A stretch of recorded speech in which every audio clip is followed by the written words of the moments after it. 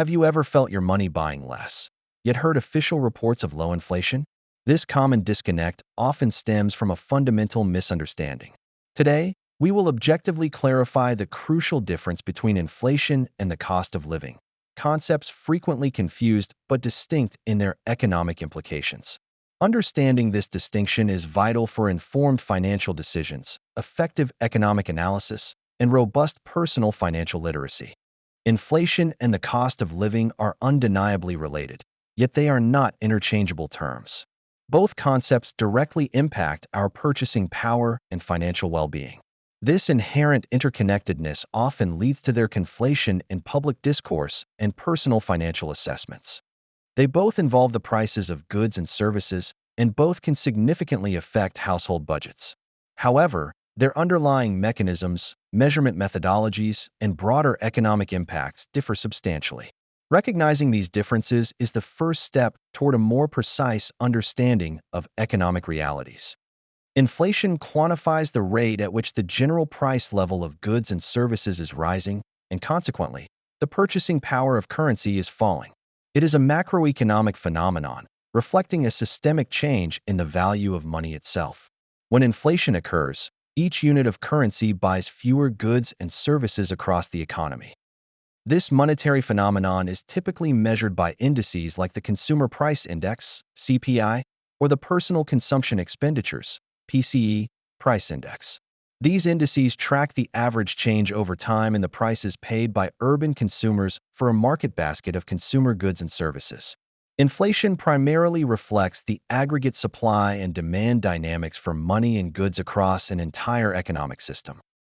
The cost of living, conversely, measures the total expenses required to maintain a certain standard of life in a specific geographical area. It encompasses a broad array of expenditures essential for daily existence and comfort. These include fundamental necessities such as housing, food, transportation, and healthcare. Beyond these basics, the cost of living also accounts for education, utilities, clothing, and discretionary spending. Unlike inflation, which is a general economic indicator, the cost of living is highly localized and personalized. It reflects the financial burden on individuals or households to sustain their chosen lifestyle in a particular region. It is entirely possible for the cost of living to increase significantly even during periods of relatively low or stable inflation. This scenario arises when specific sectors or localized markets experience price pressures independent of broader monetary trends. Such increases are often driven by supply-side constraints or shifts in localized demand. For instance, housing costs in a desirable urban area might surge due to restrictive zoning laws, limited new construction, or an influx of residents. Similarly, healthcare expenses can escalate due to technological advancements, regulatory changes, or pharmaceutical pricing, irrespective of the overall inflation rate. These sector-specific price hikes disproportionately affect household budgets, creating a perception of rising costs even if the general price level remains stable. Conversely, inflation can begin to manifest within an economy without immediately translating into widespread cost of living pressures for all individuals. This often occurs because new money or increased demand does not permeate the economy uniformly or instantaneously. Certain asset classes or specific goods may experience price increases first. For example, asset prices like stocks or real estate might inflate due to increased liquidity or speculative demand, while consumer goods prices remain relatively stable. This uneven distribution of price changes means that some sectors or demographics might feel the effects of inflation later than others.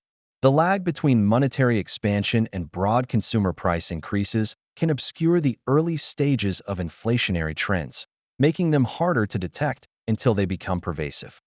Examining historical economic systems provides valuable insights into the enduring distinction between monetary value and living expenses.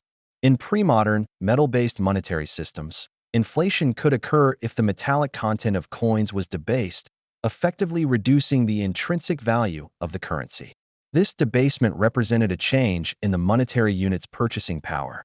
However, the actual cost of living for individuals in those eras was primarily influenced by factors such as agricultural harvests, the efficiency of trade routes, and local geopolitical stability. A poor harvest could drastically increase food prices in a region, raising the cost of living, even if the underlying monetary system remained stable. This historical separation underscores that monetary phenomena and localized living costs have always been distinct, though often interacting, economic forces. Conflating inflation with the cost of living can lead to significant misdiagnosis of economic problems and ineffective policy responses.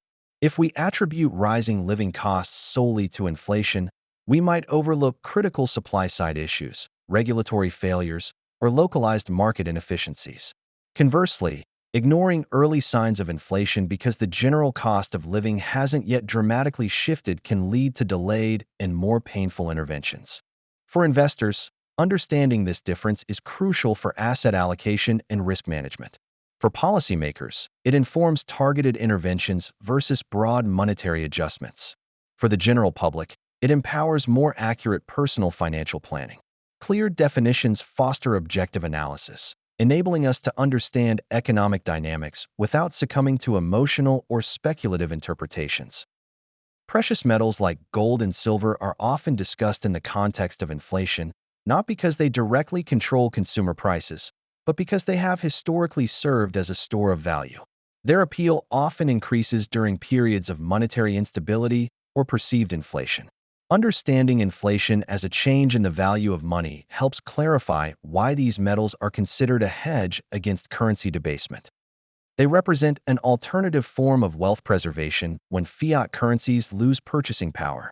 This perspective allows us to place precious metals within a proper economic framework, recognizing their role as a reflection of monetary value changes rather than a direct determinant of the cost of living. Their value proposition is tied to the stability of the monetary system itself. In summary, inflation measures the systemic erosion of money's purchasing power across an economy. The cost of living, conversely, quantifies the specific expenses required to maintain a particular lifestyle in a given location. While these two concepts are interconnected and often influence each other, they are fundamentally distinct in their causes, measurements, and implications. Recognizing this critical difference empowers us to engage in more precise economic analysis, make more informed investment decisions, and navigate our personal finances with greater clarity and objectivity. This analytical rigor moves us beyond anecdotal observations to a deeper understanding of the forces shaping our economic landscape. This content is provided for educational and informational purposes only. It does not constitute financial, investment, or economic advice. Always consult with a qualified professional before making any financial decisions. If this objective analysis has enhanced your understanding of these vital economic concepts, please consider liking this video. Your engagement inspires us to continue producing high-quality, informative content for students, investors, and the general public alike. Subscribe to our channel for more insights into economic analysis and financial literacy. Thank you for watching, and we hope you have a financially enlightened day.